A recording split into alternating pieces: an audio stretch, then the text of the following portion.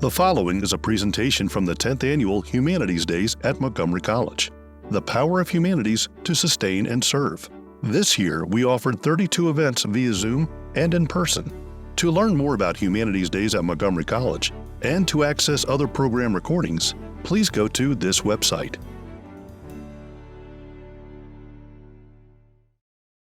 Thank you. Thank you, everyone, for joining us today. Welcome to the 10th Annual Humanities Days at Montgomery College.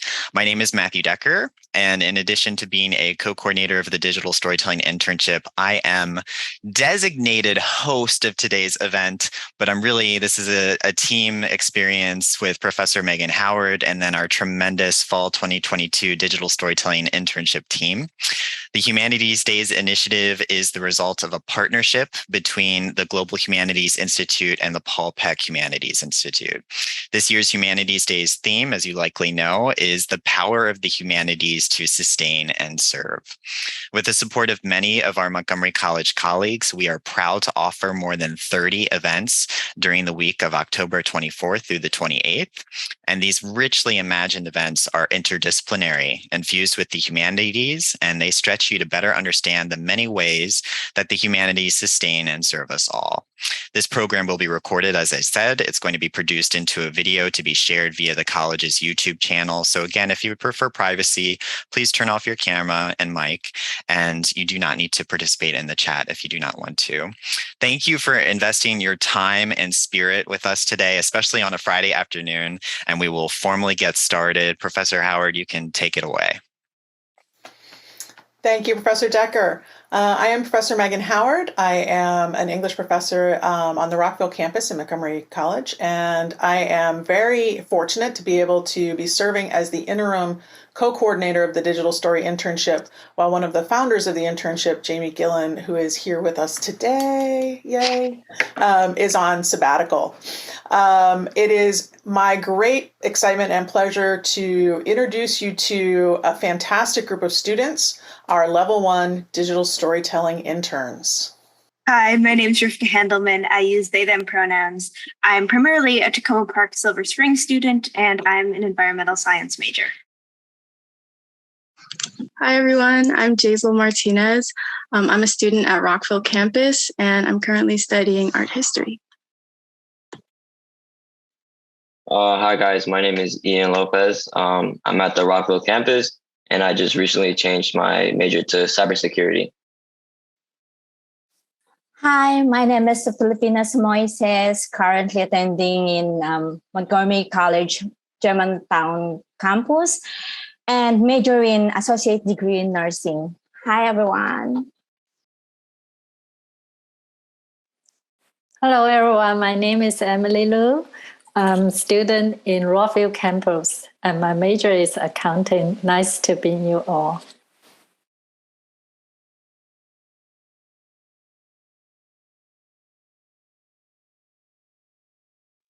So the humanities are all around us.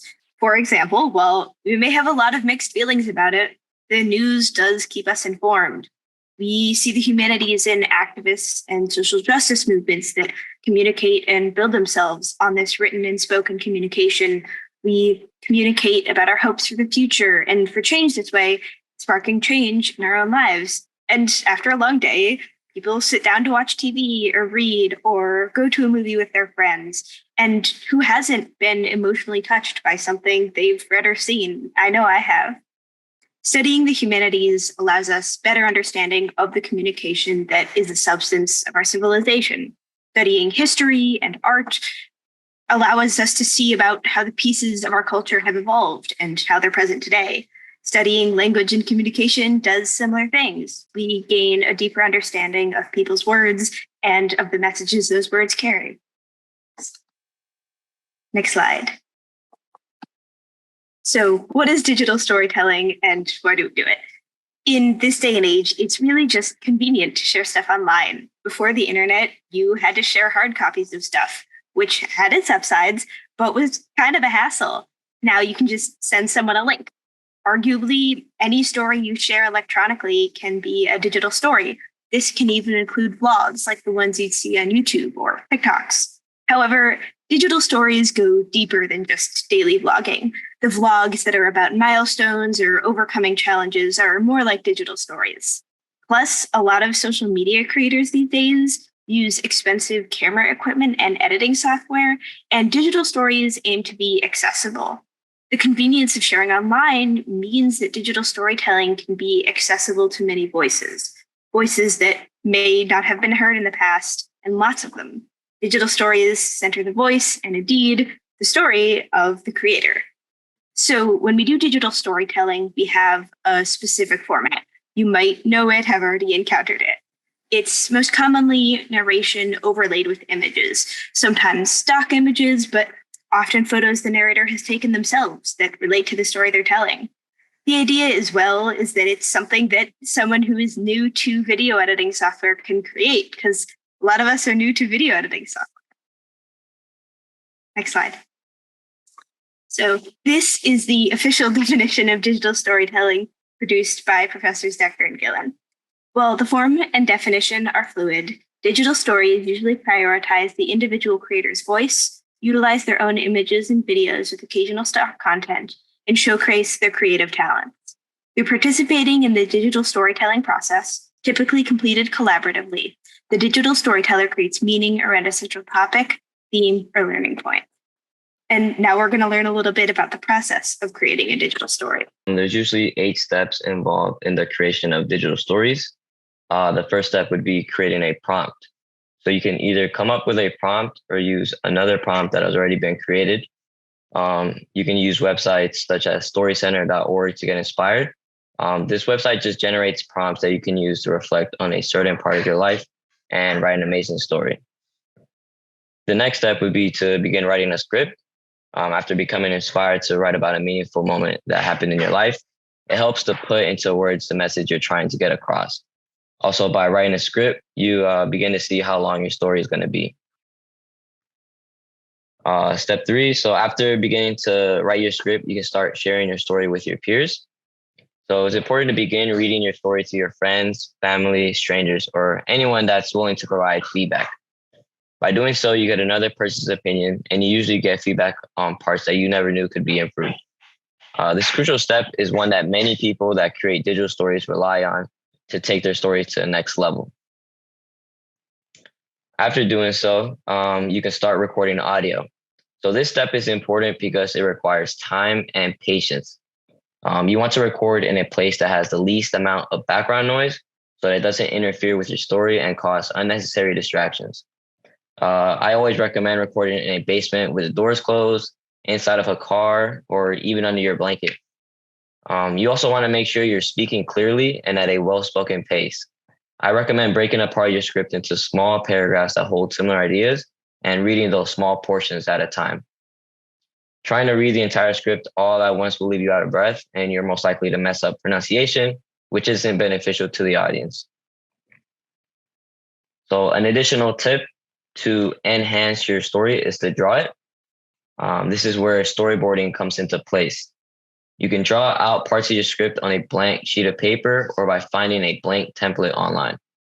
By creating a storyboard, you get to write down any possible ideas that you want to include in your video, whether that's text or images. Storyboards are a great technique for organizing your story and allow you to visualize each scene step by step. After doing that, the next step would be video editing. If you feel like your storyboard is now organized to your liking, you can now begin to video edit. You can use any editing platform you're familiar with, such as Adobe After Effects, Premiere Pro, Premiere Rush, and more of their cloud applications. One application that we recommend to everyone who is new to video editing is called WeVideo. It's a simple editing program that includes stock images and stock videos and includes amazing transitions. In the Digital Story Internship, we help people who are new to video editing familiarize themselves with WeVideo, and that's how they produce their best work of art. After creating a video you believe is a true representation of the message you want to spread, it's important to peer review one more time to get someone's opinion on the video. Think about the first video you created as a rough draft. When someone else reviews it, they give you feedback that can then help you improve your rough draft. This helps tremendously as you get to make the final touches of your video. And finally, now that you completed all of those steps, you're now able to publish that video. Remember that every video you want to create carries the same process. This process will always get you to produce the best videos and will always inspire the best version of yourself. Next slide, please. So now that I broke down the process, I wanted to show you guys a video that I made actually in my 101 class. My teacher, who's here hosting right now, Professor Howard, I was assigned to define what it meant to be American. And because it's so abstract, it's just what being an American meant to me.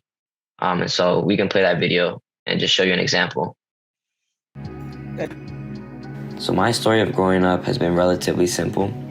I was born and raised by my parents, Alan Lopez and Rosalinda Lopez. Because I was born in the U.S., I was provided citizenship in this country, but both of my parents came to the U.S. from different countries. My mom immigrated illegally from Mexico to the U.S., and with some help, she was able to reach Rockville, Maryland. On the other hand, my dad was lucky and provided a green card when he was 8 years old, which allowed him to enter the U.S. from Guatemala. As my parents continued their separate lives in the U.S., they struggled to get by at times, but always worked hard for everything they wanted to achieve. Seeing how things were in the U.S. compared to each other's individual home country motivated them to achieve a better lifestyle because they came from places that didn't have nice things, such as nice homes, decent roads, and well-funded schools. Growing up, my parents always provided me the luxury of being there for me and my sibling no matter what. They always made sure that me and my little brother were fed, even if that meant they would skip a meal.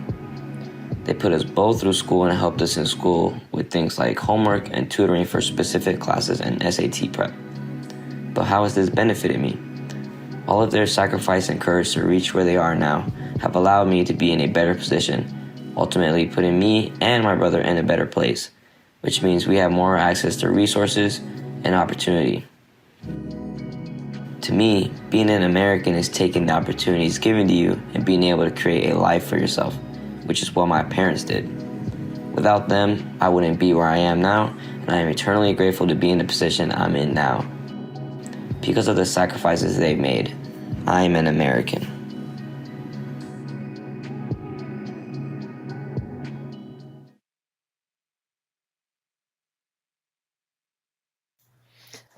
Thank you, Ian, for sharing that story with us. It's such a great tribute to your parents and also to your, it's very motivating, I think, for us to hear that kind of a story. Thank you so much for sharing both that with us and that great overview of the digital storytelling process. So next, we'd like to show you another digital story. This one was created outside of the classroom by one of our former digital storytelling interns. This is Eternal Mud.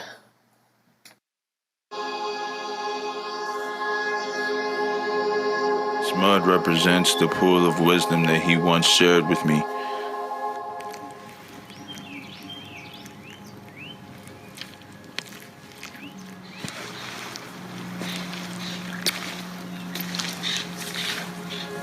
Each of the footprints represent the wisdom that he left with me.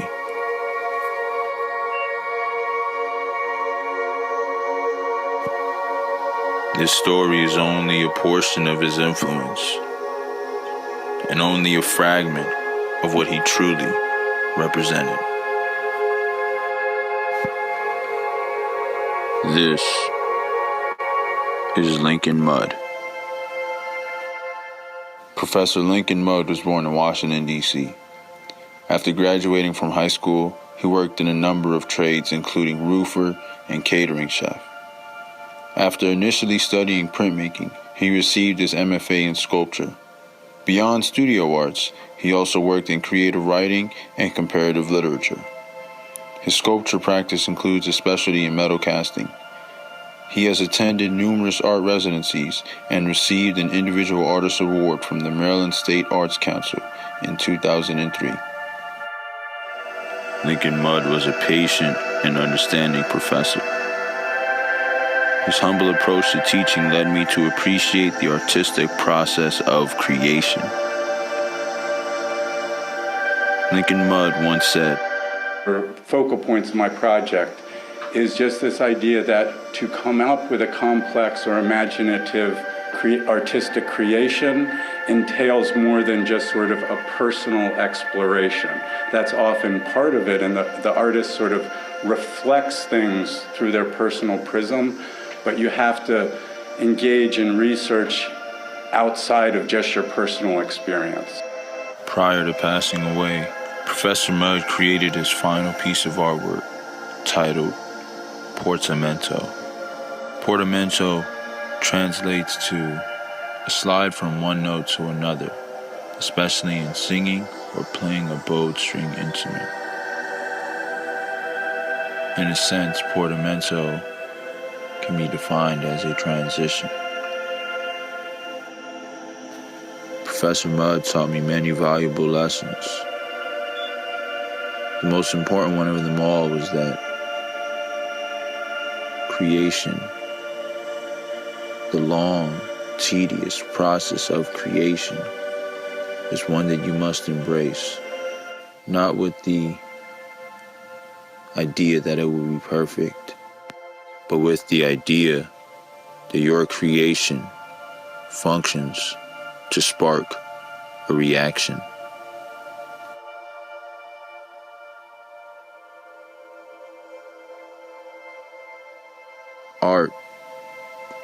Art is timeless.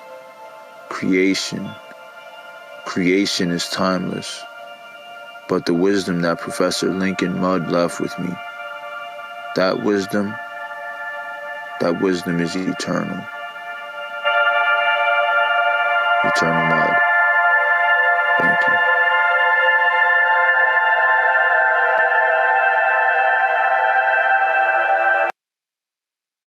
Okay. Joe's story is so powerful. As you watch the video, storytelling shapes our emotions. This often begins in our youth. When we were young, we were inspired by the characters in the story we read. And these stories enhance our imaginations and taught us between right and wrong. The importance of storytelling doesn't end in fairy tales, fables, or any children's books. In the real world, storytelling enriches and guides us in our lives. When we hear a story, it becomes our inspiration and sometimes make us realize that we are not alone. On the other hand, sharing a personal story help us heal, help us move on rather than hide it to ourselves and suffer. We are able to process emotions while sharing with other people. With these insights in mind, we have a couple of questions we would like to pose to our fellow interns so that we can share a specific example of what we mean with you today. Emily, could you answer one of the following questions for us? First, you can choose between how are the stories you are telling this semester personally sustaining, and or what significant part or experience in your life do you think will inspire other people? Oh, yes, Fee, thank you for your questions. Actually, for me, the digital storytelling has very strong impact for me. When I saw that remember when I was in childhood, my grandma told me a story. It's about the heroes. You know, for all the heroes, they are very kind, generous, and helpful. That create a dreams on me as a little kid. I want to be them. I want to have the magical power like them in one day. And I also remind me to be like a hero or fairies. And then I need to be a helpful person, complacent, and be kind to the other persons. So this is about the story, how impact on me, influence on me. And also, I would like to hear others' story. How about Jisoo? Do you mind to share your story? Yeah, sure. So, to answer the second question, I think that a lot of the experiences and stories that I have to share can especially be an inspiration or at least be relatable to other artists like me who are on their own journey to finding their creative voice and finding the courage to share it as well. Um, and now I would like to ask Ian if you would like to answer any of these questions. Yeah, to answer the second question as well. In this internship right now, we're working on a personal digital story as well. And with that, I'm reflecting on my performance academically in my first semester at MC. I didn't do too well, so now I'm working to get better as the semesters continue. And so I hope to inspire other people to uh, keep going and keep pushing and don't give up because you didn't do well on a certain part of your life. It's just a small bump in the road, right? So yeah, Rivka, did you want to answer one of those questions? Yeah, sure. So to answer the first question, I feel like telling the stories I'm telling is a good way for me to reflect on them, because when you're telling a story, you sort of have to bring it into focus and tease out the important bits. Like, we don't experience life as a story, but you have to really think about how you would communicate your story to others, and thinking about what parts of my story resonate with me most. You know, growing up as a young trans person surrounded by other young trans people, and how that creates conflict and how that makes sense within a sort of larger picture. It's really interesting to reflect on. Thank you, guys. But and I want to share mine too. So when I decided to go back to school after 2 decades, and I was overwhelmed, particularly the English courses. As a non-native English speaker, when confronted with this grammar, oh my God, it's killing me. But sometimes I feel like I would want it to back out. But I believe we have the power of choice. So I choose to continue and strive harder. Look, I'm doing the digital storytelling now to tell my story and inspire other students. And um, whether your story is about success or failure, it is still a story worth sharing because somebody out there is listening and learning values in life. Everyone's journey is valid and everyone's feeling are valid.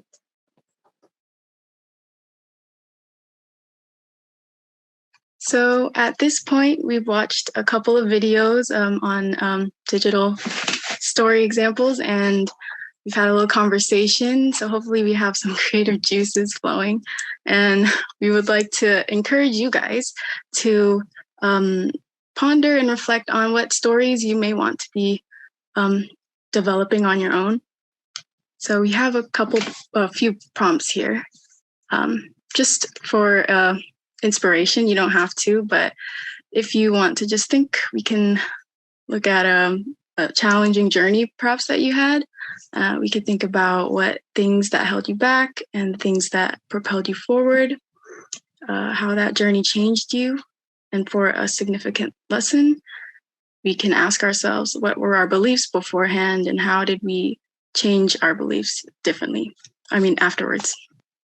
And for a fond memory, we can think about what made that moment meaningful and how our view of that memory can change in retrospect to where we are today.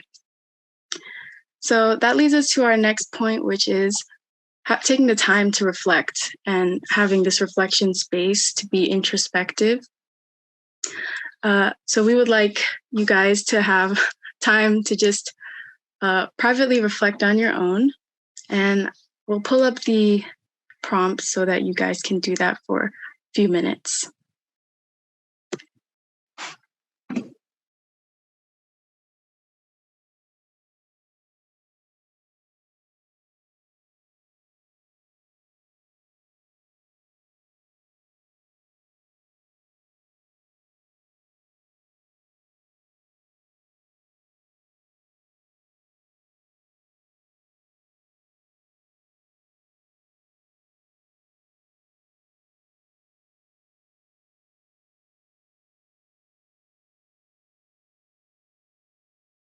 All right, everyone. I hate to be the person that interrupts reflection time, and I'm going to invite you to continue to reflect.